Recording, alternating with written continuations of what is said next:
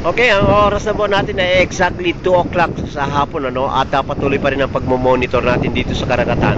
At so far and so good, wala pa tayong napansin na mga pagbabago dito sa dagat, ano? Maayos pa rin ang daloy ng agos ng mga alon, wala pang pagbabago. At siyempre may mga kababayan tayo rito, kasama nating nag-uusyoso rito. At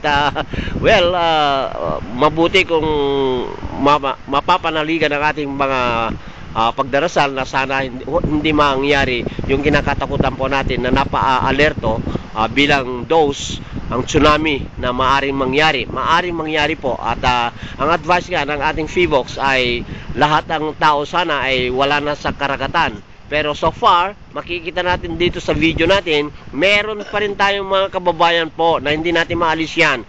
Although pagsabihan natin sila na umalis na, depende na po sa kanila yan. Dahil after giving them yung advisory na maaring mangyari yung tsunami dito sa ating karagatan.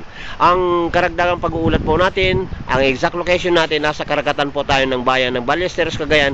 Nitong hapon, alas 2 na, eksakto po ang oras. At patuloy ang pagbibigay natin ng mga monitors hanggang alas 2:30. Tulad ng napabalita dun sa tsunami alert number 2 na mag-uumpisa between siguro 1:00 ng hapon hanggang alas 2:30. So antabayanan po rin na po natin ang maaring mga pangyayari dito sa ating kinaroroonan.